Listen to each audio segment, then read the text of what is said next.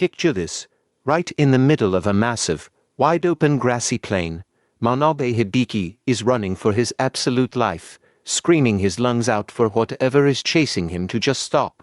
He is completely freaking out. Totally bewildered as to how he suddenly got chucked into this bizarre, unfamiliar place. Just when his panic hits its peak, out of nowhere, a status support system chimes in, offering to help analyze the creature hot on his heels, but instead of calming him down. This mysterious disembodied voice only makes Hibiki panic even more since he has zero clue where it's coming from. In a classic stroke of bad luck, right while he's desperately sprinting away, Hibiki trips and faceplants hard into the dirt. But get this, the horned rabbit that was chasing him unexpectedly dives straight into his open bag, and instantly dies after getting crushed by Hibiki's body weight. While Hibiki is busy dealing with his terrible luck, far away in a dense forest, a blonde elf receives a mystical message from the spirits telling her that something incredibly precious has fallen somewhere to the east. She immediately gets all flustered, her face turning bright red from sheer embarrassment. Cutting back to Hibiki, he tries to catch his breath for a second and checks his smartphone, only to find absolutely zero signal. At this point, he starts seriously suspecting that the system voice from earlier was just a wild hallucination, brought on by his sheer terror. Not long after, the status support voice pops up again, casually informing him that the rabbit meat in his bag is totally safe to eat. Even though he's super grossed out since it's his first time ever handling a dead animal, Hibiki ultimately decides to take it with him as emergency rations. With his curiosity finally kicking in, Hibiki decides to test out the analysis feature on his own school bag. To his absolute shock, the results reveal that his bag is now made out of some mysterious material that doesn't even exist back in his own world. Things get even weirder when he randomly decides to appraise the ground right under his feet, only to discover it's actually inhabited by a high-level monster called a maze eater, right on cue. The earth on him starts shaking violently, like something huge is about to burst out. Trying to figure out his own situation amidst this crazy threat, Hibiki quickly checks his personal status. It correctly shows his name as Manabe Hibiki and his age as 16 years old. But what totally baffles him is that his job class is now officially listed as an appraiser.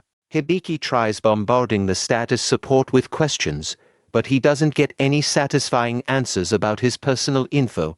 However, that's exactly when he realizes he actually has a massive list of totally unique skills at his disposal. Without overthinking it, Hibiki immediately starts showing off and testing out his new powers, activating everything from expert eye to world map, complete with some incredibly enthusiastic, over-the-top poses. But after taking a good look at the map, Hibiki realizes that he's just been walking in endless circles on the exact same area this whole time. So, it brings out the bitter truth. His natural sense of direction really is just that terrible. A fresh ray of hope shines through just as the sun starts setting. When Hibiki finally spots a rocky dirt path, he instantly breaks into a joyful sprint, totally convinced that he's about to escape this deceivingly endless grassland. But because he gets way too excited, our boy Hibiki trips and completely wipes out in the middle of the road again. He just lies there for a second, helplessly feeling the cold rocks against his face, before finally gathering whatever energy he has left to push himself back up. Right as Hibiki gets back on his feet, a system window suddenly pops up right in his face. The status support delivers its first big surprise, officially notifying him that he has earned the title of someone stranded in another world. Hibiki looks super confused seeing this totally unfamiliar isekai term, but at the exact same moment, he is completely oblivious to the fact that death is literally creeping up right behind him in the form of a drooling maze-eater beast. Out of nowhere, a blinding shot of green light streaks through the air and completely obliterates the monster, turning it into scattered particles of light. Hibiki is left standing there, absolutely stunned as the deadly threat vanishes in the blink of an eye. Super curious about where that epic attack came from, Hibiki turns around and spots a woman named Amalia Steinbart standing heroically on top of a giant boulder. Knowing she just saved his life, he immediately calls out to the bow-wielding savior.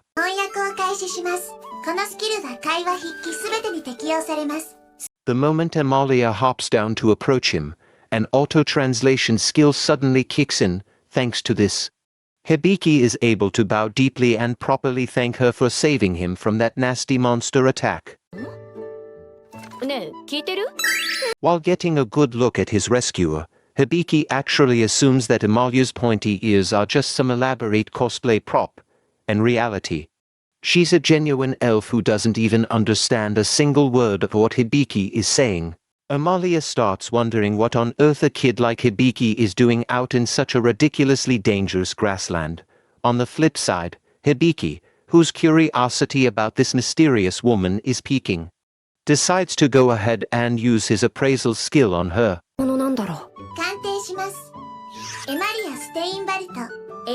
You won't believe how shocked Hibiki is when Amalia's status info pops up on the system window, even though she looks incredibly young and cute. It turns out Amalia's actual age is already 56 years old. As they chat, Amalia drops a massive lore bomb. That grassy plain they just crossed was actually a disguised maze-eater beast.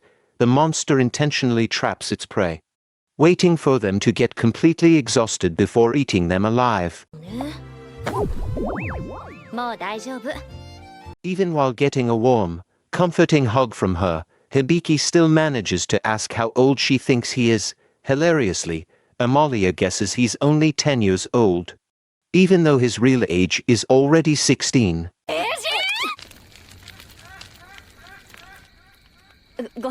Once things finally settle down, the two of them chill by a campfire to cook some food.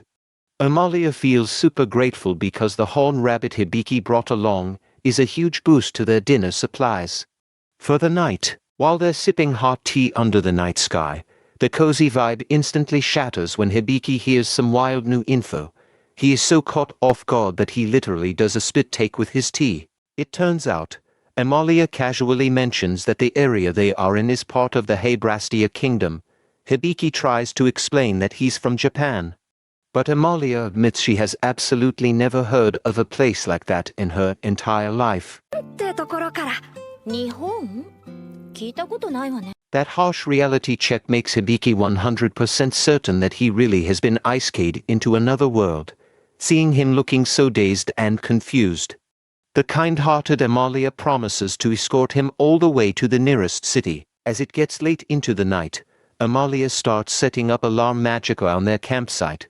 Deep down, she can't help but feel that Hibiki is a really unique kid, even if he seems a little too quick to trust strangers.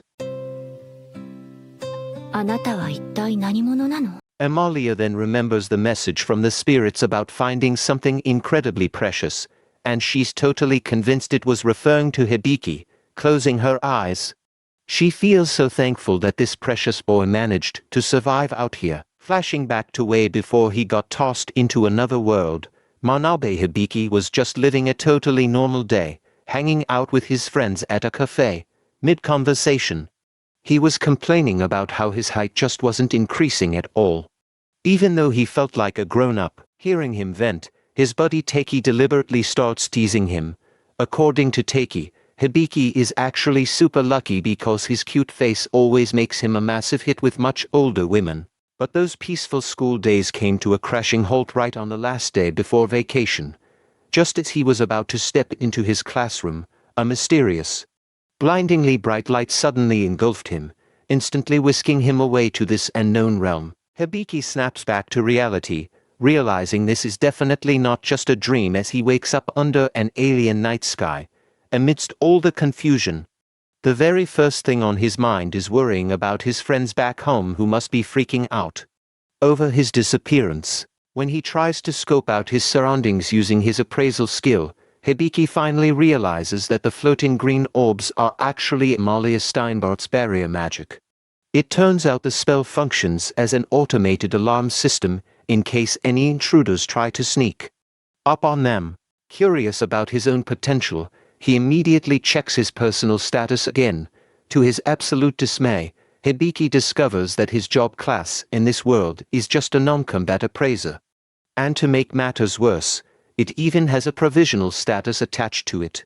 The next morning, Amalia Steinbart wakes up and starts stretching her arms.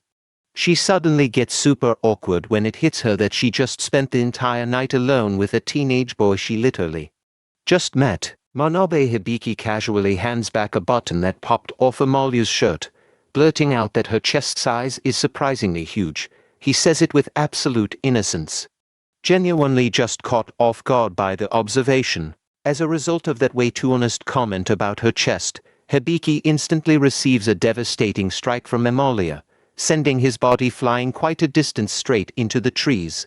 After the mood finally settles down, they resume their journey toward the city of Lowell, while trekking through the dense forest. Hibiki starts wondering just how much further they have to walk before they can finally get out of there.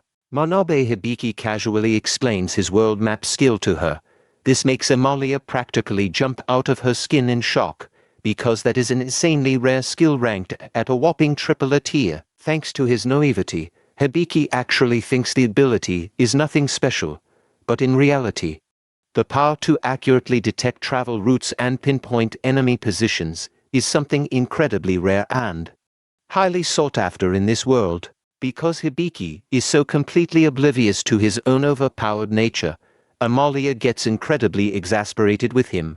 She keeps teasing him for having absolutely zero common sense regarding the basic standards of his new world. The previously relaxed vibe suddenly gets super awkward when Amalia apologizes for making fun of him. But that apology instantly turns into absolute shock when Hibiki innocently fires back by asking if she actually has any friends at all. Seeing how crushed Amalia looks, Hibiki quickly lightens the mood by declaring that he's her friend now. This simple, sweet sentence totally melts Amalia's heart, making her eyes well up with happy tears. But the emotional moment is instantly cut short when Hibiki's radar detects the presence of a crystal horn rabbit. Amalia realizes they've stumbled upon a super rare beast and gets insanely hyped. Since this rabbit is worth way more than a standard horn rabbit, the moment she finds out its horn can fetch up to 200 gold coins, Amalia's excitement goes through the roof. Without a second thought, she violently drags Hibiki deeper into the forest to kick off their ultimate treasure hunt. While staking out the target from behind some bushes, Hibiki uses his appraisal skill and discovers that the rabbit has a specialized escape ability. Amalia quickly warns him that they need to approach with extreme caution, since their target also has a built-in enemy detection sensor. To make sure their ambush goes off without a hitch, Amalia casts a unique spell that completely erases both their scent and sound. This super practical, rare ability leaves Hibiki totally in awe of his partner's magical prowess. Not wanting to be outdone in the compliment department, Amalia praises Hibiki's world map skill for being so insanely accurate at tracking the enemy's position. She claims that with navigation skills like that, literally any adventuring party would be fighting tooth and nail to recruit him. Getting totally carried away by the conversation, Amalia shyly gathers her courage to ask Hibiki if he wants to form a permanent party with her. Unfortunately, Hibiki doesn't hear the offer clearly, leaving Amalia completely flustered as she frantically tries to cover up her embarrassment. Failing to get the answer she wanted, Amalia is now fiercely determined to show off her hunting skills just to impress Hibiki and earn his praise. Her motivation is so fired up that the aura radiating from her body literally looks like blazing flames. Amalia draws her bow and unleashes the power of a spiritual archer, transforming the surrounding wind into a glowing green arrow. Sadly, that fully powered shot misses by a mile because the rabbit manages to teleport away at lightning speed. Amalia, who just wanted to look cool, instantly slumps over in utter despair as her ultimate attack fails miserably. Hibiki quickly breaks down the rabbit's fatal flaw. It can't use its skills while attacking. He then bravely volunteers himself to act as the bait. They instantly execute their new strategy, with Hibiki using his powers to box the rabbit in with towering stone walls. As a result, The agile little beast gets completely cornered with zero room left to escape. Right as the rabbit leaps to attack Hibiki, Amalia, who is already in position, lets her wind arrow fly. This time, the shot lands a direct hit, knocking the rabbit out cold in one perfectly precise strike. Successfully hunting down this super rare monster causes Hibiki's level and various skills to skyrocket dramatically. Even so, Hibiki feels a bit down on himself, thinking that the victory was entirely thanks to Amalia's hard work as the main attacker. But Amalia firmly reassures him that it was a team effort, pointing out that without Hibiki's brilliant strategy, they never would have won. They end up happily celebrating their first big victory together right there in the middle of the forest. While they are busy celebrating, far away in an unknown location, a mysterious figure sitting on a golden throne watches them, praising Hibiki's efforts. The figure mutters that the adventure Hibiki is currently experiencing is actually just a tiny prelude to what's coming. Meanwhile, the story shifts over to Evil, who has just finished officially registering as a brand new adventurer, flashing a knowing smile. It looks like he already has a hidden agenda and is totally ready to kick off his mysterious first quest. Hibiki Monobe and Amalia finally make it to the city of Roel. As they're strolling down the streets, Amalia gives Hibiki a quick heads up that they need to take care of some important errands while are in town. Since Hibiki's outfit stands out way too much, Amalia lends him her green cloak to blend in. While they walk, she shares her game plan. They're going to sell that blue horn they brought along to fund their new gear. Out of nowhere, Hibiki is left completely speechless when the system explains the local currency. It turns out 1 gold coin is worth a whopping 10,000 yen, a value that totally blows his mind. Seeing his shocked reaction, Amalia warns Hibiki not to act so naive, or else some shady folks might take advantage of him. But honestly, Hibiki is just busy thinking to himself, totally convinced that Amalia probably doesn't have any friends. The moment they step foot inside the guild, things get a bit tense when some adventurers start looking down on Hibiki.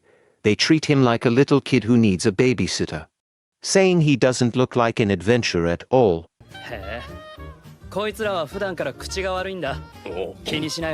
Luckily, the Silver Banner party gives Hibiki a friendly greeting before heading out. After that, Amalia quickly drags Hibiki over to meet Jewel, a super cute cat-eared guild receptionist.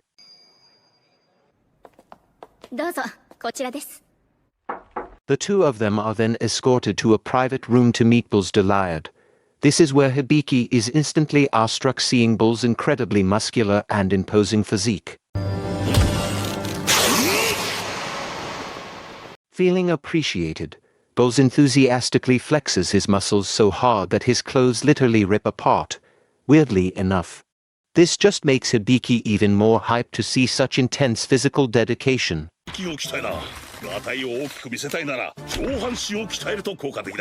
Annoyed that the guys are totally geeking out over muscles, Amalia splashes them with water magic to snap them out of it and get them back on track with the item transaction. Once they dry off, the transaction finally resumes. To kick things off, Bose throws out an initial offer of 400 gold coins for the blue horn. Hibiki initially thinks that's a pretty solid deal, but Amalia instantly protests. She demands a much higher price, pointing out that the horn they brought is exceptionally huge.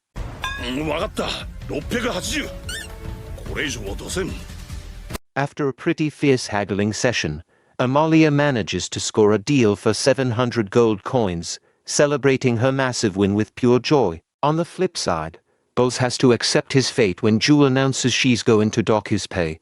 It's a harsh lesson for buying an item that completely blew past the guild's budget. Feeling super satisfied with today's haul, Amalia waits to see what Hibiki wants to do next. As a result, Hibiki officially asks Amalia to become a permanent member of his party. Jewel invites Amalia into the back to iron out the transaction details, leaving Hibiki Monobe and Bull's Deliad to just hang out and wait outside. While chilling by himself in the library, a notification suddenly pops up stating that Hibiki Manabe's tutorial skill has leveled up and is ready to give a more in-depth explanation of its functions. It turns out the skill is actually a helping hand from God, designed for people with low stats so they can survive in this world using basic knowledge. Eventually, God himself makes an appearance and warns Hibiki to stay on his toes, since he can only offer limited help through the guide system. Right as the system's support ends, Amalia comes back to meet Hibiki, but the mood shifts when Jules suddenly rushes over carrying a special assignment letter. It seems Amalia has received an urgent mission from her hometown, meaning she has to leave the city immediately and part ways with Hibiki for a while. Meanwhile, Ivel is busy searching for something inside a cave using a magic mirror, though unfortunately, the search hasn't turned up anything yet. Back with Hibiki, he tries to reassure Amalia that he'll be totally fine and plans to start working as an adventurer, even though his skills are still pretty limited. Still worried about him, Amalia hands over a map and recommends an inn run by an acquaintance so Hibiki will have a decent place to stay while she's gone. Promising to meet up again later, Amalia even gives him her own bow as a parting gift so Hibiki can protect himself on his journey. But while running away in embarrassment after her secret is exposed, Amalia accidentally crashes right into Ivel, sending them both tumbling to the ground in the middle of a crowded street. After apologizing to each other, they realize they're actually heading to the exact same place, the Fairnote Kingdom, the land of the elves. Meanwhile, after Amalia leaves, Hibiki just spends his time slacking off and mourning the tragic death of his smartphone, which has completely run out of battery. Hibiki can only lie there, pondering his fate in this new world. On top of that, he's trying really hard to hide his true otherworldly identity, so he doesn't raise any red flags with the locals. He gets so caught up in his thoughts that he doesn't even leave his room all day. This makes Tonyo super worried. So she marches right in to check on him since he hasn't come down for breakfast or lunch.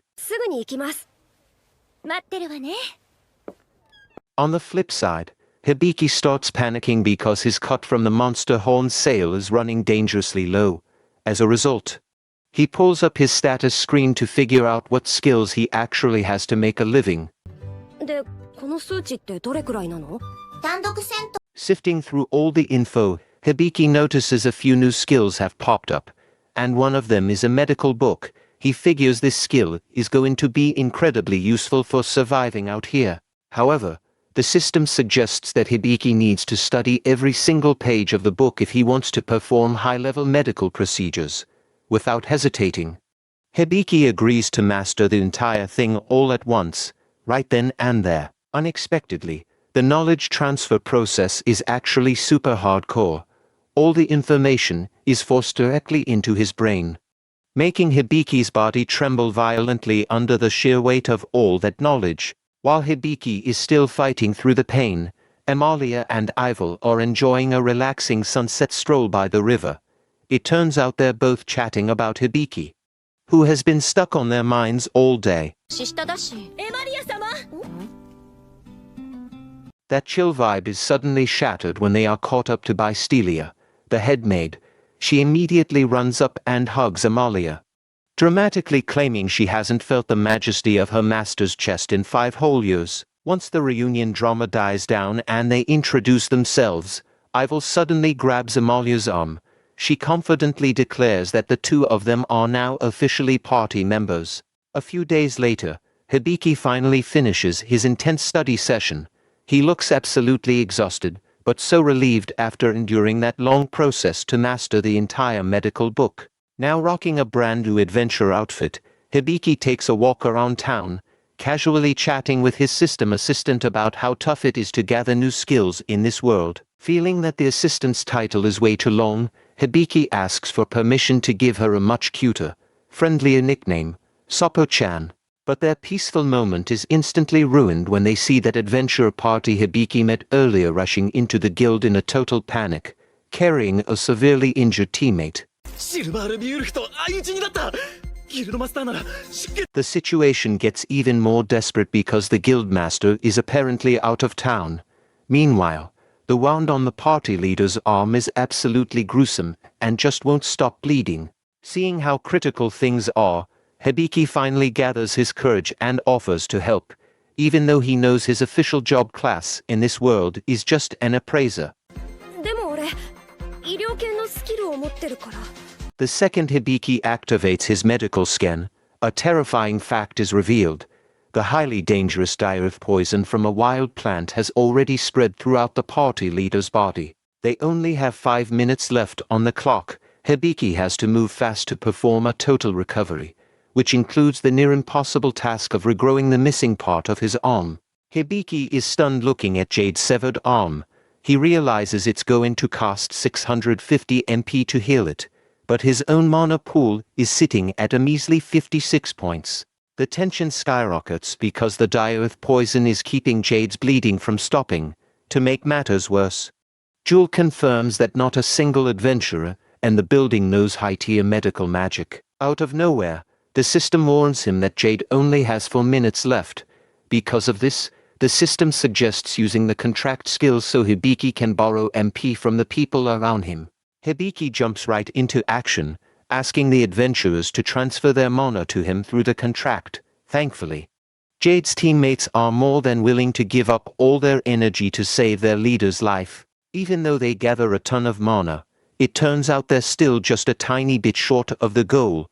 Seeing this, Jules steps up and offers the rest of her energy so the healing magic can be cast immediately. Once all the mana is finally gathered, Hibiki instantly unleashes the hyper-cure magic, which quickly neutralizes all the deadly poison inside Jade's body. Hibiki shouts as he casts the perfect healing magic, creating a massive, blinding pillar of blue light. Thanks to the power of that magic, an absolute miracle happens. Every missing part of Jade's body is fully restored, and his life is saved just in the nick of time. However, this whole crazy stunt earns Hibiki a massive scolding from Tanya. She's mad that he's always acting so recklessly to help others without even thinking about his own safety. Meanwhile, right after waking up from his rest, Hibiki is hit with a surprise system notification showing that his job level, along with his contract and translation skills, have leveled up massively. While he's still marveling at the pop-ups, Jewel comes over to thank him personally and drops the huge reveal that Jade is actually her stepbrother. Even though Jewel is incredibly grateful, Hibiki feels that this success was entirely thanks to the mana assistance from everyone in the Adventurers Guild Hall at the time. Realizing how dangerous it would be if word of this rare ability got out, Jewel immediately issues a gag order so Hibiki doesn't get exploited by greedy people looking to make a quick buck. In fact, Jewel highly suggests that Hibiki find a personal bodyguard right away, considering he's a non-combatant who now possesses medical skills that a lot of factions would kill to have. A beastman with glowing red eyes and sharp fangs is seen lurking behind the iron bars of a dark prison cell. When Hibiki arrives at the Debbie Company building, he gets this super warm welcome from the head butler, a Jerathan Debbie. But instead of getting straight to the point about Hibiki looking for a bodyguard, a Jerathan starts acting really weird and literally sniffing Hibiki's scent. Turns out, a Jerathan thinks Hibiki smells absolutely amazing, like he has this crazy magnetic charm that totally sets him apart from normal people. Because of that, the butler actually lines up a bunch of super muscular guys and offers them as gods. Hibiki instantly rejects them, though, because their vibe is just way too bizarre. The real issue is that even though these guys look physically buff, their MP is insanely low. Hibiki specifically needs a bodyguard, who is also skilled in healing magic. Seeing that none of them are a good fit, a Jerathan offers to look for other candidates, but Hibiki decides he'd rather just search the place himself. As they walk down the hallway, a Jerathan keeps hyping up Hibiki's scent, claiming he literally smells like money. This makes Hibiki so curious that he actually checks the butler's status. And guess what? A Jerathan is actually a high-level merchant with a specific skill to sniff out the scent of money. No wonder he was acting so eccentric earlier. While they're chatting, a Jerathan mentions there's technically one other option, but he really doesn't recommend them because they're considered defective and are currently homeless. Feeling a sense of kinship since he's been in a similar spot, Hibiki insists on being taken to them. Meanwhile, Ajerathan's reaction gets even more over the top, because he feels Hibiki's scent of fortune getting stronger. The moment they arrive in front of a holding cell, Hibiki is totally shocked to see Claude Obras in there, keeping a little girl named Lillian Rouge company. We find out that Claude ended up in the cell because he went on a rampage trying to protect the kid. It turns out Lillian has massive magical power, but it's incredibly hard for her to control. Even though Claude Obras rudely tells him to get lost at first, Hibiki is too intrigued. He decides to use his expert eye skill to check out their true stats. When he notices that their statuses are actually forged, Hibiki asks the dictionary system about it. That's when it hits him expert eye is actually an ultra-rare, god-tier skill. Hibiki literally complains to the heavens about being handed such an overpowered ability, but God just responds in this super chill, unapologetic way. Hibiki goes back to checking Claude Abras's status, and his jaw drops when he realizes the guy sitting in front of him is a legendary hero sitting at level 95. It doesn't stop there. Lillian Rouge is actually a sage whose magic is constantly overflowing as some kind of brutal trial given to her by God. Seeing Lillian in such a tragic state, Hibiki feels awful for her and calls God out on it again. But God basically says that this is just the standard ordeal a sage has to go through. While he's still hesitating about asking them to join him, the system suddenly pops up with a suggestion. Use the relief measure skill to completely remove their curses. Confident in his choice, Hibiki finally decides to recruit both of them. Meanwhile, Ajerathan Debbie literally passes out from pure joy because the scent of massive profit is just too overwhelming. Ajerathan Debbie starts acting ridiculously dramatic, bowing so deeply you'd think his life was on the line. This actually makes Hibiki a bit suspicious, wondering if this place is truly safe for him. The tension keeps building when they reach a forest area. Claude Obras, our wolfman, starts getting highly suspicious of why Hibiki brought him out there. But Hibiki just gives him this mysterious smile and jokes that he's going to do a lot of things to him.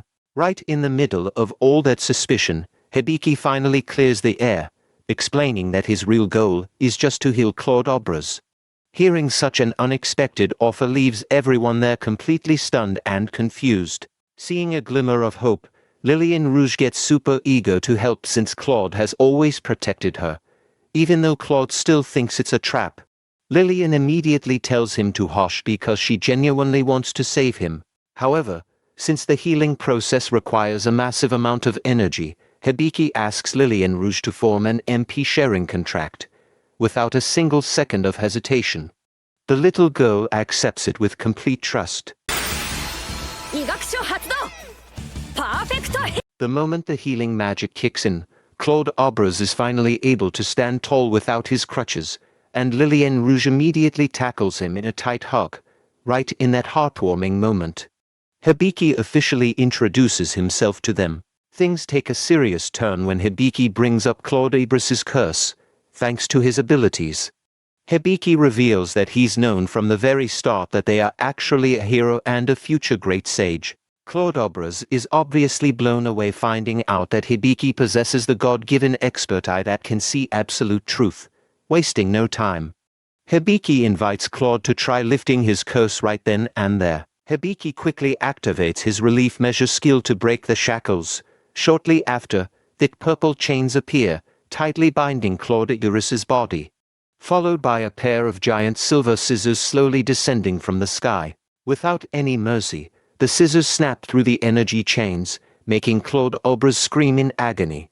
Watching this unfold, Lillian Rouge panics hard, terrified that Claude isn't going to survive the process. Thankfully, Claude Obras survives, but Hibiki is actually a little disappointed. He even complains to God because it turns out only one chain was successfully cut during this first attempt. Even with just one chain broken, Claude Obras can already feel his power returning. As a result, he drops to his knees and begs to perform a loyalty ceremony so he can repay the debt and dedicate himself entirely to Hibiki. In response to that request, God suggests that Hibiki use the contract system to make their vow of loyalty official and absolute. Hibiki agrees. mostly because he doesn't want to break his own promises to Claude Obras in the future either. Right beneath a blindingly bright pillar of light, Claude Obras kneels solemnly before Hibiki.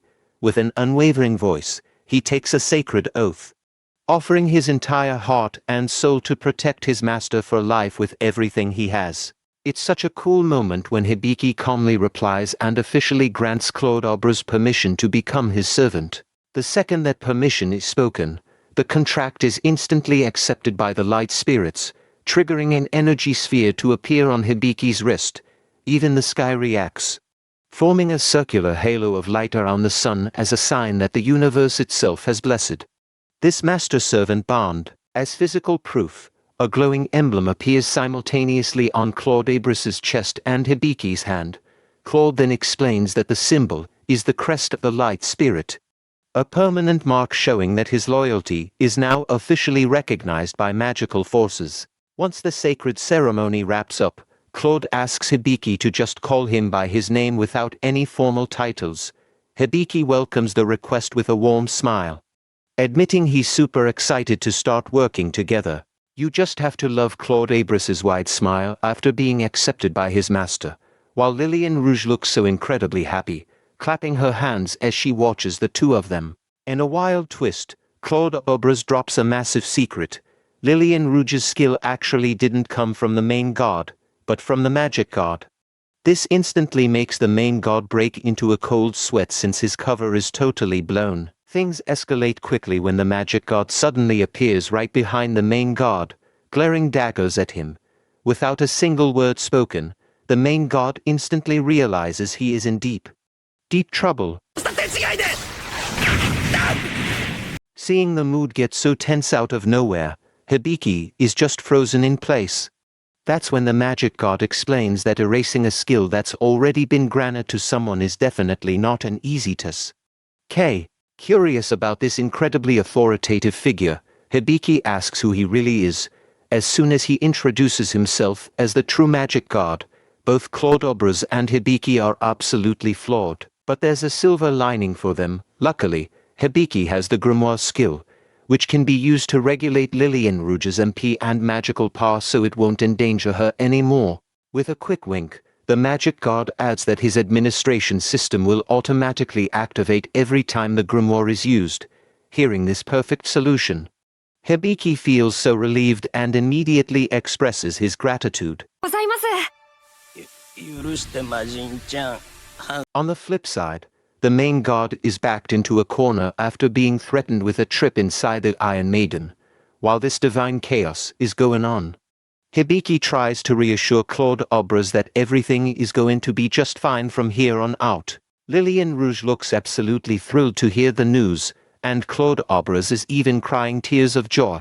He feels that the magic god is incredibly generous, even though the situation around them is honestly still pretty chaotic. Out of nowhere, a message pops up from Soppo-chan saying that Hibiki's expert eye and tutorial skills have suddenly gone offline. This leaves Hibiki super confused, making him wonder if the main god is actually surviving his punishment. While Hibiki is scratching his head, the magic god keeps staring at the guy with a questioning look. He feels like he's seen Hibiki somewhere before, but he just can't quite put his finger on it yet. Not wanting to dwell on the confusion, Hibiki tries activating his grimoire skill just like he was instructed. As a result, a white cat named Veen pops out from a puff of smoke and cheerfully greets them. Lillian Rouge thinks Veen is so adorable that she immediately hugs the cat so tight its face turns red, watching their antics. Claude Obras just stands there in silence with an expression that's really hard to read. But slowly, Claude Obras actually starts giving off this dark aura because he's getting super jealous seeing Veen being pampered. Hibiki notices the sudden shift in the mood and wonders what on earth has gotten into Claude. To break the ice, Veen explains that she is a sacred beast created by the magic god, specifically assigned to help Hibiki. Veen clearly enjoys it when Hibiki starts gently petting her head. Patience has its limits, and Claude Obras finally explodes with envy because he hasn't even been petted by Hibiki yet. This makes Veen scream in sheer confusion at the weird behavior of the people around her. After all that chaos, the story shifts to a peaceful hot spring at night. There, Amalia is totally admiring Ival's physique, thinking she looks absolutely flawless. While chilling in the water, Ival asks Stelia about the important business her father wanted to discuss. Unfortunately, Stelia admits she wasn't given any details about what the issue actually is. Trying to cut through the awkwardness, Amalia gathers her courage and offers to wash Ival's back, but the offer gets shot down instantly. As a result, Amalia feels pretty sad, thinking the two of them still aren't really friends. Seeing this, Stelia points out that Amalia might be coming on a little too strong when approaching Ival. Even so, Amalia defends herself, saying she just wants to get closer to her teammate. To Stelia, washing someone's back doesn't magically make you best friends right away. Listening to their debate, Ival just stays quiet, deeply pondering what friendship actually means to her. Eventually, Ival softens up and offers to wash Amalia's back instead. The vibe gets warm and cozy again, topped off with a knowing wink from Stelia, who has been quietly watching their relationship develop this whole time. It turns out Claude's weapon of choice is actually a spear, not a sword like Hibiki had imagined all this time. Claude feels that a spear is way more practical since it perfectly complements his massive build. And it's not just about the weapon, he also intentionally picks the most minimal armor possible to keep his movements super agile for dodging. Plus, Claude is actually worried that if his gear is too thick, he'd just overheat way too fast in the middle of a fight. Unexpectedly, while they were browsing a shop, Lillian spotted this incredibly gorgeous new robe. But man, both Hibiki and Lillian were absolutely floored when they found out the price tag was a whopping 25 gold coins. Seeing that outrageous price did catch Claude off guard for a second, but then he actually got super pumped and shook the shopkeeper's hand, thinking it was a massive steal.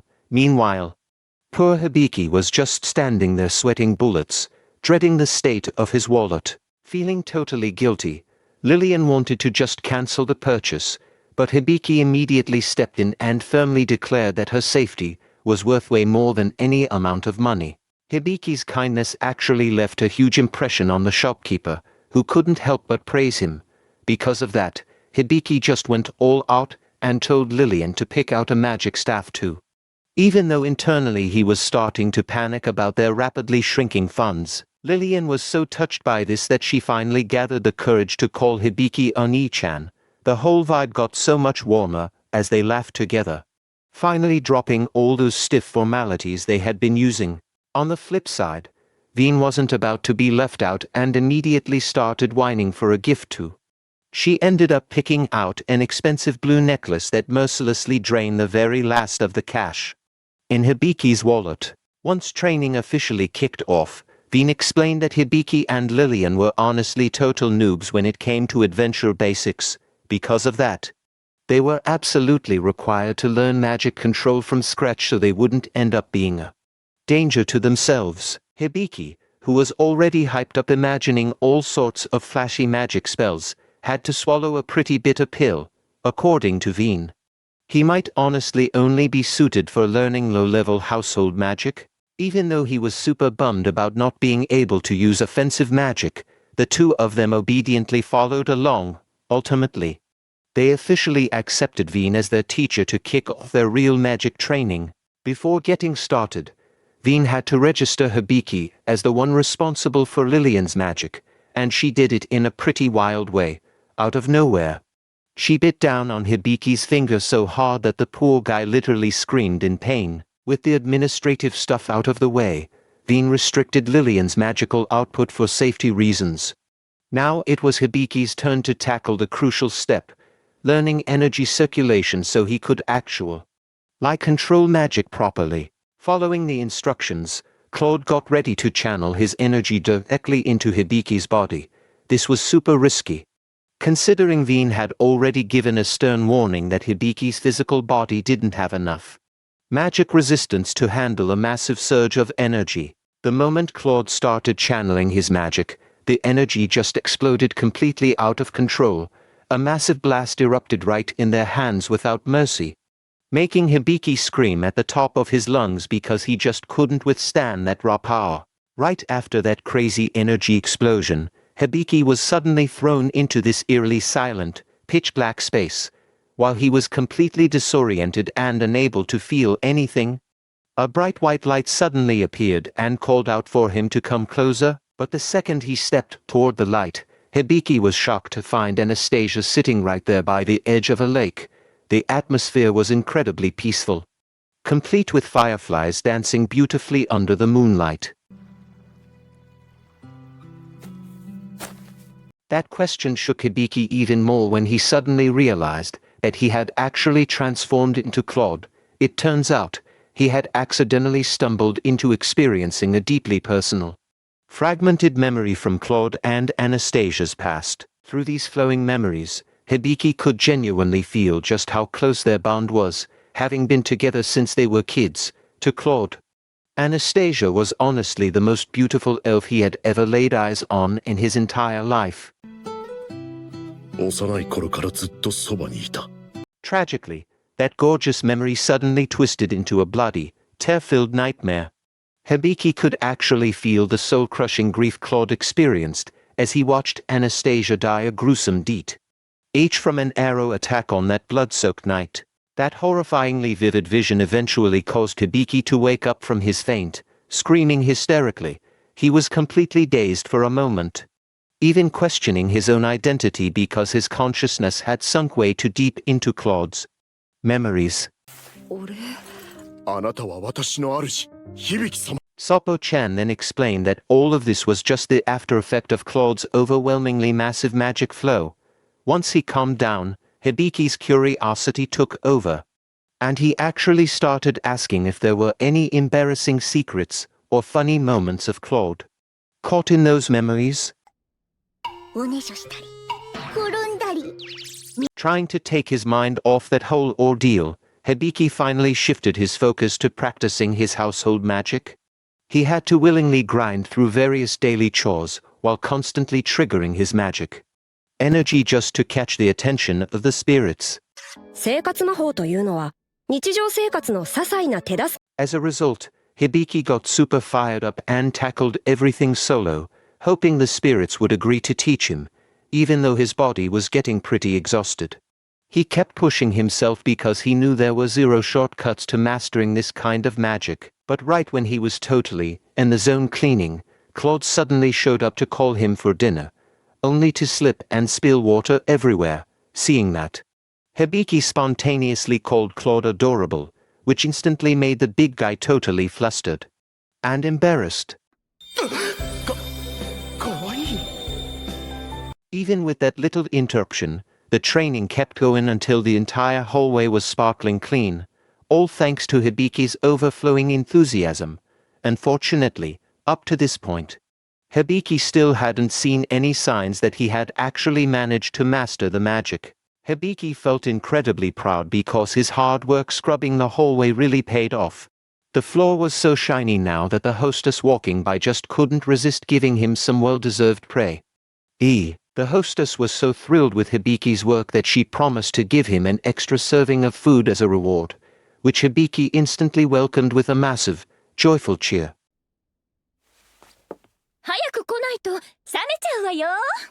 Sadly, because he was way too hyped to eat, Hibiki got a bit careless and accidentally knocked over the water bucket, making Claude completely panic as he watched the freshly cleaned floor get soaked all over again. On the other hand, when Lillian started her magic training out in the open field, she showed some crazy fast progress by successfully creating a pretty stable blue energy orb right in her hands. Seeing Lillian's amazing progress, Claude felt that Hibiki really needed some actual physical training too, but instead of tossing him a sword, Claude handed over this massive bow for him to use.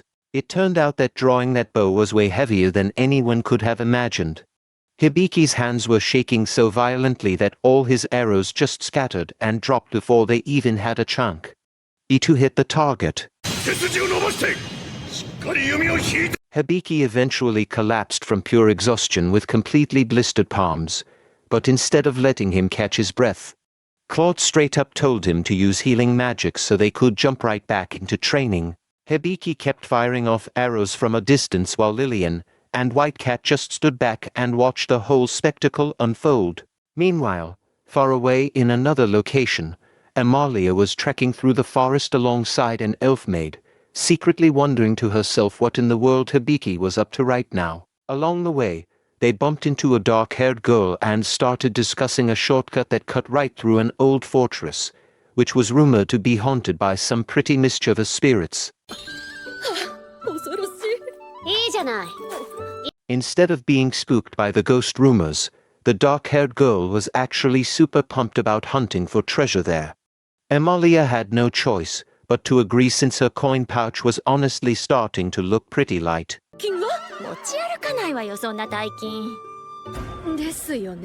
Even though she had her doubts about how safe that route was, Amalia figured they'd be totally fine as long as they stuck together, and so they bravely stepped into the dark woods. Back at the camp, Hibiki was busy whipping up dinner over the campfire. It wasn't long before Lillian eagerly trotted over, super excited to lend a helping hand. Lillian meticulously helped mix the spices and even taste-tested Hibiki's soup, which turned out to be absolutely delicious to both of them. The dinner menu this time felt incredibly special, featuring horned rabbit skewers and a vegetable mushroom soup with an aroma that was seriously mouthwatering. Lillian and Claude devoured their food and kept asking for seconds over and over again. However, that chill vibe suddenly completely vanished when Hibiki noticed something was totally off. Hibiki started interrogating them about the cleanliness of the mushrooms and the fact that the apples weren't even peeled, which instantly made Claude break into a cold sweat since he knew he was caught red-handed doing a sloppy job. Looking away in pure embarrassment, Claude finally confessed that cooking really just wasn't his strong suit, while Hibiki could only stare back at him with a look of utter defeat. Lillian was totally shocked to see the absolute mess of apple slices Claude had chopped up.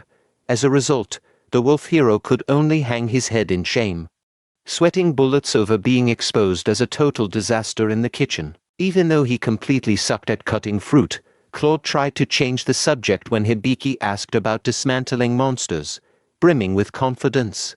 Claude puffed out his chest and proudly claimed that he was an absolute expert in that department.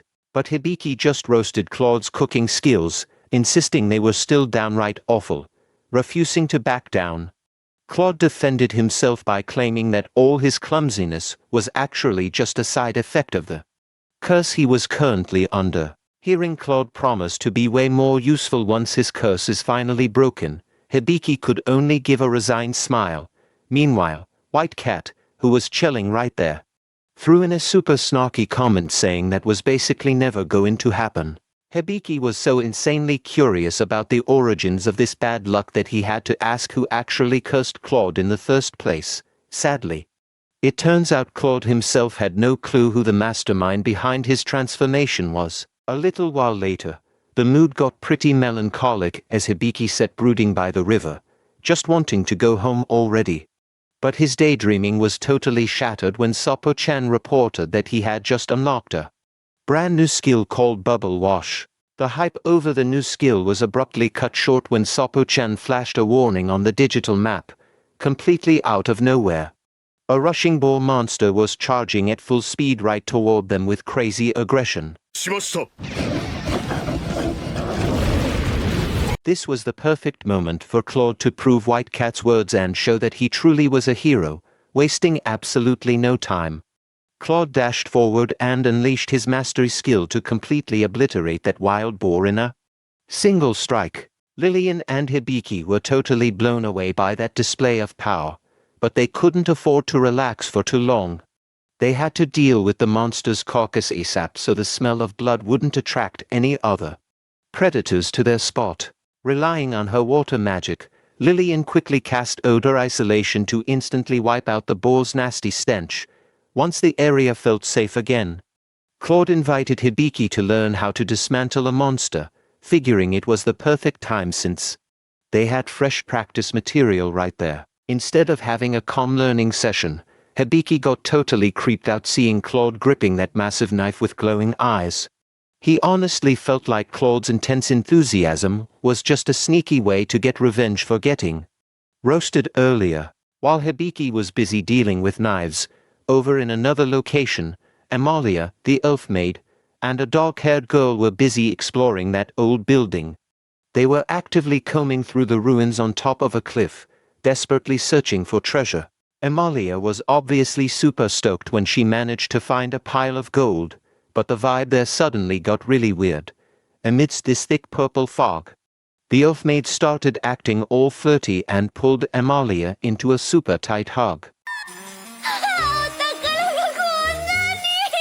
Seeing her companion acting up like that, the dark-haired girl instantly got grossed out. Without a second of hesitation, she whipped out her magic card and straight up blew up the entire building area just to clear out the restless spirits messing with their minds. Jumping back to Hibiki, the whole monster dismantling business was finally done, but instead of taking a breather, Hibiki randomly got the idea to test out his new bubble wash magic directly on Claude right then and there. Claude and Lillian thought that plan sounded dangerously close to a sketchy human experiment. Still, Hibiki stubbornly insisted on doing it, rolling up his sleeves just to see exactly how effective his brand new power really was. Who would have thought? The effect of that bubble magic was absolutely incredible. Not only did Claude come out sparkling clean, but all the fatigue in his body vanished in an instant, making him laugh out loud in pure satisfaction because he felt so incredibly refreshed. Hibiki suddenly snapped to reality and realized his wallet was getting dangerously thin. They had totally gone overboard buying way too much expensive stuff since they arrived in the city. Seeing their funds hitting critical levels, Tamari finally chimed in and suggested they hit up the guild for some quests to score some quick cash. But man, right after they officially registered their party, Hibiki's jaw completely dropped.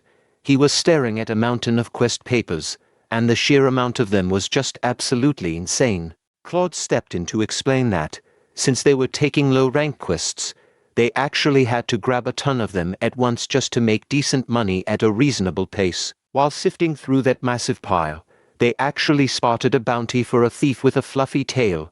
At the time, though, Hibiki totally brushed it off, thinking it had absolutely nothing to do with them. Their adventure officially kicked off with some hunting practice out in the forest. Hibiki was super focused, trying his best to snipe a rabbit from a distance with his bow. After missing the mark a few times, he finally nailed his target.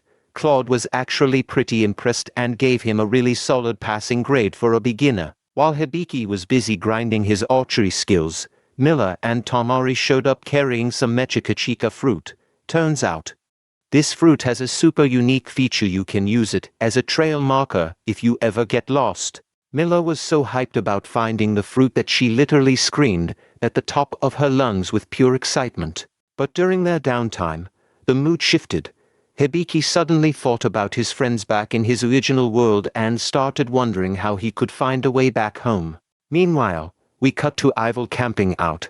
He was clearly still super frustrated because, even after all this time, he hadn't found a single clue about the woman's soul he'd been desperately searching for. Even when a sweet girl named Amalia gave him a travel charm as a token of friendship, Ival just took it while totally faking his good friend persona right to her face. Back in the city, Hibiki confidently handed over their massive haul of hunted game. But instead of being impressed, the pink-haired receptionist immediately got suspicious, sensing something was off. Without missing a beat, Hibiki fiercely defended himself, completely shutting down her wild accusation that they had just bought the loot from someone else to cheat the system. Just when they thought the guild drama was over, they bumped into Bolzaniki, who had just returned from the capital. Out of nowhere, he immediately tried to drag Hibiki into some hardcore muscle training, but Claude wasn't having it. Acting as the ultimate protective knight, he immediately stepped up, firmly blocking anyone who tried to mess with Hibiki's physical conditioning. Bolzaniki was super stubborn, though, insisting that he needed to lead Hibiki up the stairs of adulthood. This sudden, weird invitation obviously left Hibiki completely freaked out. Instead of cooling down, Bolzaniki and Claude got into a massive, heated debate about muscles. They were literally yelling at each other over whose workout techniques were actually correct. The tension boiled over, and a physical duel was totally unavoidable. Bolzaniki literally ripped his own shirt off to take on Claude's spear strikes with his twin silver swords. Their brawl got completely out of hand right in the middle of the city. The locals were running for their lives in pure terror, while Hibiki just stood there, totally frozen by the chaos. Seeing Claude actually getting pushed back, Miller quickly pulled out an appraisal card to check Bolzaniki's stats and see just how overpowered this guy really was. And her hunch was spot on. It turns out Bolzaniki was a ridiculously strong level 75 paladin, effortlessly tanking every single one of Claude's counterattacks like it was nothing. The noisy brawl kept raging until the guild receptionist finally had enough. She stepped in and completely shut the duel down using her signature ice magic, Cold Cascade. But right as Claude and Bolzaniki were lying totally defeated in a frozen crater, the receptionist suddenly shrieked she just realized her wallet had been snatched. To make matters worse, when they checked their own gear, Hibiki's bag had vanished without a trace too. He and Miller immediately burst into tears, mourning their terrible luck. Based on how it went down, the receptionist guessed this was the work of that viral thief who had been making headlines lately for targeting wealthy folks in the weirdest ways. To bait the culprit, Tamari came up with a crazy, reckless plan, making Hibiki cross-dress as a gorgeous girl to lure the thief right to them. Even though he was dying of embarrassment because his makeup and outfit were way too perfect, Hibiki played along. He sat at an open-air cafe, pretending to casually order some pancakes. The sting operation was a go. Hibiki deliberately left his bag out in the open on the table, while Claude lurked in the shadows, keeping a close eye on everything around them. Suddenly, just as the pancakes were served, Claude burst out of hiding and yelled at the top of his lungs that the cafe waiter was actually the thief they were hunting. He was totally right. Hibiki's wallet vanished in the blink of an eye as the fox-eared thief bolted at lightning speed, openly laughing at how pathetic their trap was. Thank goodness Hibiki was one step ahead. He had already set up a glowing footprint trick as a backup plan, making it super easy to track exactly where the thief was running. The chase led them straight to a sketchy, hidden underground hideout, where a bunch of rough-looking guys were just chilling and playing cards. While Claude was actually busy admiring the surprisingly grand architecture of the basement, Hibiki was feeling incredibly awkward. Some lace craftsman kept flirting with him and showing off a pink handkerchief. Hibiki tried to politely brush off the flirting, but things got scary real quick. A guy with a nasty scar suddenly threatened him, and Hibiki instinctively curled up in fear, barely dodging a punch. In the middle of all that panic and surrounded by sketchy dudes, Hibiki accidentally bumped into a hooded figure. Surprise, surprise, it was Fauna, the exact target they were hunting. Realizing their prey was right there, Claude whispered for Hibiki to use his appraisal skill, and they quietly started tailing Fauna as she slipped out of the room. The intense pursuit finally ended in a cramped alleyway where Fauna was completely cornered. Gathering his courage, Hibiki stepped up and demanded she hand over everything she stole. Even though Fauna tried to play dumb, Hibiki stood his ground. He proudly declared that he was an appraiser, though he did quietly mutter to himself that he was technically still just an apprentice.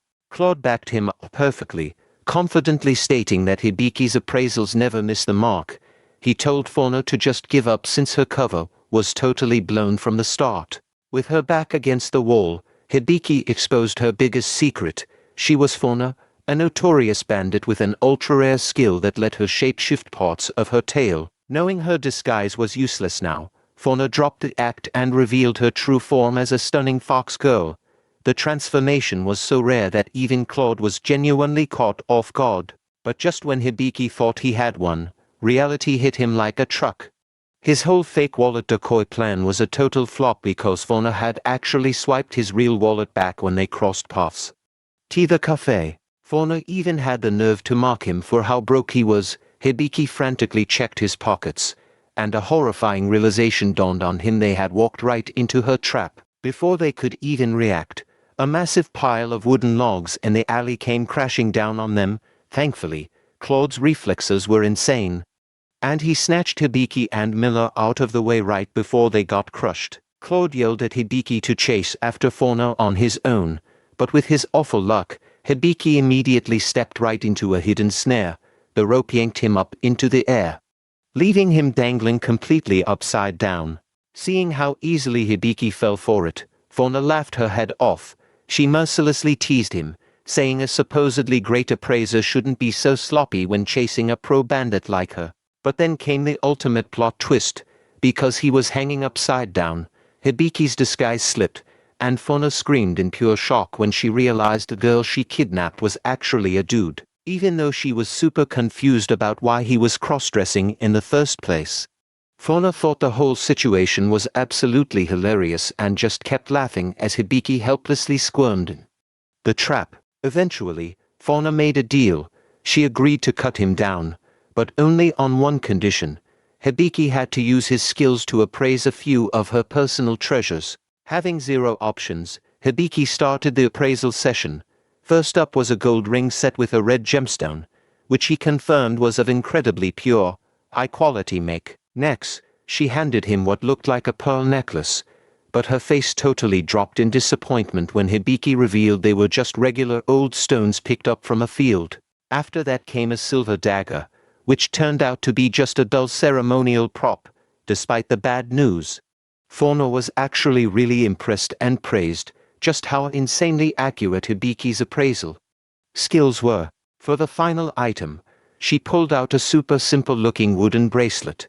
Hibiki really had to focus hard on this one to figure out if it actually held any real market value. Fauna explained that the carved pattern on the wood was a traditional beastman symbol of affection, widely known among her people as Diana's message.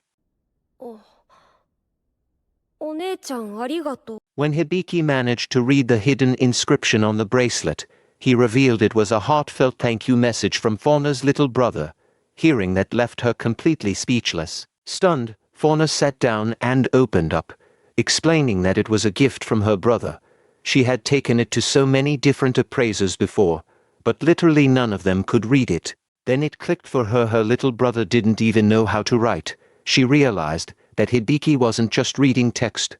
His power had actually appraised the raw emotions and feelings trapped inside the item. When Hibiki gently asked about her brother, Fauna tragically confessed that he had passed away during a war that completely wiped their hometown off the map. Hibiki sympathized, mentioning that his own home was incredibly far away. Hearing that, Fauna seriously urged him to go back home while he still had a place to return to, before it was too late. Fauna also took a wild guess that Hibiki's beastman companion probably had a pretty dark past of their own. She went quiet for a moment, letting the heavy atmosphere settle before officially wrapping up their appraisal session. As a thank you for his amazing work, Fauna tossed his pouch back to him and surprised him with a sudden, cheeky kiss on the cheek as a parting gift. Later that evening, one of the girls had to help scrub the lipstick mark off Hibiki's cheek, while Bolzaniki relentlessly teased him, joking that our boy had finally taken his first real step toward adulthood. The conversation shifted when Bolzaniki brought up some hot gossip about a rising new adventure party known as the Corpse Killers, who were apparently getting direct orders from the king himself. Bolzaniki went into full detail, hyping up this newly famous group and explaining exactly why they had earned such an intense nickname. Claude chimed in to clarify that they were elite exterminators specializing in undead and walking corpses, and there was a really high chance they'd be passing through their country very soon. Just the mention of zombies had Hibiki absolutely shaking in his boots, but of course, Bolzaniki and Claude confidently assured him that raw muscle power and solid combat techniques could solve literally any problem. That night back at the inn, Hibiki lay in bed, reflecting on just how massive and crazy this world really was, especially considering everything he had experienced in just a single day. Claude smiled and suggested that if he really wanted to understand this world, they should go on a grand adventure. Hibiki, acting like the true master of the party, agreed with absolute enthusiasm. 例えばどういう方々ですか? Hibiki declared his next big goal. He wanted to track down the absolute smartest person alive, a legendary sage who was rumored to have lived in this world for over 500 years. When asked why he was so set on finding the sage, Hibiki honestly admitted that he was looking for a way back to his own world. The moment those words left his mouth, a heavy silence fell over the room. Hibiki quickly tried to comfort a visibly upset Miller, but the harsh reality finally hit him. Finding his way back home meant he'd have to say a permanent goodbye to all his amazing new friends here. Claude, being the absolute pro that he is, totally understood Hibiki's longing. He knew that Hibiki was a traveler from another world who had been dragged into this mess completely against his will. To ease the tension, Claude made a heartfelt vow to protect Hibiki with his life until the day they finally had to part ways. Hearing that promise lifted a huge weight off Hibiki's shoulders, allowing him to finally get some peaceful rest in his room. The very next day, Hibiki, Claude, and Lillian are chilling at a tavern, mapping out their epic journey to meet the great mages. Claude explains that to pull this off, their first stop has to be a city called Terradinos. But hold up, Sopo-chan suddenly pops up on Lillian's shoulder with a major warning. She points out that the fastest route goes straight through the northern dungeon, which is basically a death trap crawling with monsters. Knowing the crazy risks ahead, Claude tells Hibiki that he desperately needs some hardcore training if he wants to survive. Right in the middle of this serious chat, Lillian finishes her meal and excuses herself from the table. Not long after, Aniki drops by the tavern and offers to help out. He promises to put Hibiki through a special physical boot camp to seriously bulk up his muscles. They immediately head out to an empty clearing in the forest. Even though Sopo-chan tries to bail because she is feeling lazy, Claude and Aniki are super hyped, flexing their muscles and totally ready to forge Hibiki into a warrior. While getting set up, Claude and Aniki actually get into a heated debate over what is more important to master, actual combat techniques or just pure, raw muscle power. Seeing his two mentors arguing actually gets Hibiki incredibly pumped up. He clenches his fists and vows to give it his absolute all during the training. The brutal workout finally kicks off.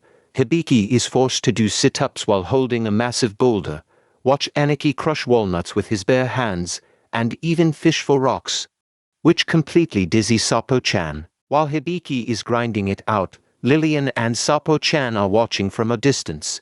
Even though her brother is clearly struggling to keep up, Lillian still praises his relentless effort and never give up attitude. To Sopo-chan, Hibiki is still her amazing master no matter what happens. A little while later, Tanya walks over to them carrying a basket full of food. The training then shifts to a pretty challenging archery session. Sadly, Hibiki's aim is absolutely terrible, and every single one of his arrows wildly misses the target on the tree. Even with his shots constantly missing, Claude refuses to let Hibiki lose hope. He keeps hyping him up and cheering him on to stay focused for the next shot. After trying time and time again with zero luck, Hibiki finally collapses onto the grass from total exhaustion, despite being completely wiped out. He feels like his body might have actually gotten a tiny bit stronger from all that intense training. Feeling like he has made some real progress, Hibiki asks Sopo-chan to pull up his strength stats, but he gets the shock of his life when he actually sees the results. Jules suddenly shows up and literally freezes the guy's legs just to shut down the commotion. Once the whole training ordeal is finally over, the gang decides to go chill out at an open-air hot spring. While they are soaking, Tanya suddenly offers to scrub Hibiki's back. That offer instantly turns his face bright red from embarrassment, and he completely panics while turning her down. The vibe gets a lot more mellow when Claude starts opening up. He confesses that he used to live in the royal capital of Bistronia before his home was completely destroyed. Tragically, that massive destruction cost Claude his comrades and forced him to leave behind a pretty heartbreaking past. For Claude, the most important thing right now is to keep supporting Hibiki on his journey. Time flies by until night falls, and everyone gathers around a cozy campfire to rest. Tanya and Jewel purposely slip away for a bit so Lillian can have a one-on-one chat with Hibiki, under the dim light of the campfire. Lillian finally admits that she is genuinely terrified of the day she might have to part ways with her brother. Holding back her tears, Lillian opens up about how much she adores her brother, and how she simply cannot bear the thought of them living far apart. Sobbing softly, Lillian worries that her wish might sound super selfish. Hibiki sweetly tries to comfort her by gently patting her head to make her feel better. As a real show of support, Lillian hands over a wooden cup filled with a special potion. She explains that it is custom-made to wipe away fatigue. And she actually learned how to brew it directly from Tanya. Lillian desperately wants to back her brother's journey in any way she can, so she is absolutely thrilled when Hibiki gladly drinks her homemade concoction. Hibiki praises Lillian's potion, saying it actually tastes amazing. That little compliment instantly makes Lillian feel like all her hard work has totally paid off. Hearing his genuine praise, Lillian can only flash a massive smile and nod happily, feeling truly appreciated by Hibiki. Meanwhile, far away from all that peacefulness, a girl is busy soaking in a hot bath, trying to enjoy literally the only fun thing about being stuck at home. But that peace does not last long at all. She starts getting super annoyed because she hasn't been able to see her dad yet, even though she has some seriously urgent business to handle. Her frustration peaks when a maid suddenly knocks on the bathroom door, calling out to her with a super anxious voice. It turns out that right outside the door, the head butler and the rest of the staff are completely losing their minds waiting to see their beloved young miss, turning the whole situation into total chaos. The girl snaps back with major attitude from inside the bathroom, while the servants just keep relentlessly pestering her from the outside. Her patience finally snaps, and she yells at them all to shut up, but the mood instantly shifts when a gorgeous party dress is suddenly delivered to her. She is super confused about getting a random dress out of nowhere until the maid explains that the king is throwing a massive banquet and her attendance is absolutely mandatory. Hearing that, she screams in pure anger, cursing her dad's actions for being incredibly annoying and a total waste of her time. Meanwhile, back in the forest, a mysterious girl is seen waiting for Hibiki's party to show up, as they are out on a quest to hunt down some silver ruby wolves. As they get closer to the spot, Hibiki starts realizing something is super off because his world map is not showing a single blip in an area that is supposed to be a monster nest. Claude ends up apologizing for mistaking the girl for a monster, but Hibiki is still totally suspicious and secretly tries to use his appraisal skill on her. Unexpectedly, the girl shoots him a suspicious glare right back, sensing that Hibiki is staring at her in a really weird way. Instead of backing off, the girl casually grabs Claude's armor and starts muttering about his wound, which supposedly should have been permanently severed last night. After claiming she is just an E-rank adventurer, she points out where the wolves are before saying her goodbyes and ditching Hibiki's group. A split second after she vanishes, Hibiki's map suddenly pings a red dot, confirming that their hunt target is actually right there. Proving his delayed suspicions right, Claude is absolutely floored to see a whole pack of silver ruby wolves already surrounding them from every single direction. Seeing this unfold, Lillian instantly screams in panic because Hibiki gets brutally injured from the monster's surprise attack. Up in the trees, that mysterious girl finally reveals her true, cunning colors. She totally set them up on purpose to be monster chow. Crying her eyes out, Lillian frantically tries to stop Hibiki's bleeding, even as overwhelming terror starts creeping into her heart. With the situation turning incredibly dire, Claude finally orders Lillian to grab Hibiki and rush him to Bulls in the city to save his life. Lillian summons a lion-shaped earth golem to carry Hibiki, leaving Claude behind as he literally prepares to face death just to protect his friends. Without a single ounce of hesitation, Claude drops into a battle stance, ready to hold off the wolf pack so they cannot chase down his fleeing bodies. Weirdly enough, the wolf pack seems completely fixated on Claude alone, and you can actually see the reflection of a mysterious woman in the giant wolf's eyes. Under the eerie glow of a crimson moon, a mysterious woman stands tall, staring at her from a distance. Claude gets a chilling feeling that he actually recognizes her. But on the flip side, the tension is hitting its absolute peak. Hibiki and Lillian, trying to escape on the lion golem, are getting relentlessly chased down by those insanely agile silver wolves. Pushed to the brink, they finally duck into a cave too hard. Lillian immediately readies her magic to seal off the entrance from the rapidly approaching enemies. Wasting zero time, Lillian casts her earth wall spell to throw up a solid defensive barrier right at the mouth of the cave. Unluckily, that wall just is not enough to stop them. The wolves start attacking with magical plant roots that slowly pierce right through the cracks in Lillian's defenses. Meanwhile, Hibiki's condition is getting super critical thanks to the spreading poison.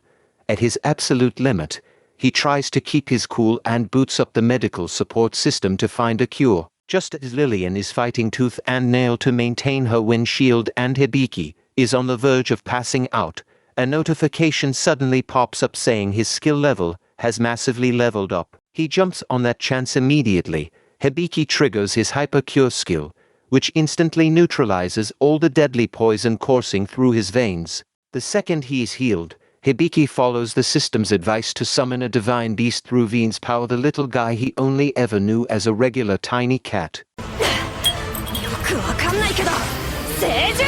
From a blinding pillar of light, a massive cat named Veen emerges, revealing his true identity as the divine beast of lightning. His power is totally unstoppable, and Veen finally unleashes his ultimate attack, Judge End, completely obliterating every single enemy in front of him without a trace.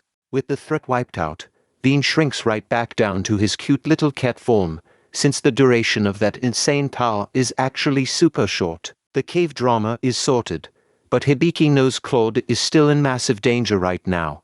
He and Lillian decide to rush back immediately to save their friend. While gearing up, Hibiki activates the super rare medicine guard staff skill to fully restore both of their stamina so they are completely fresh again.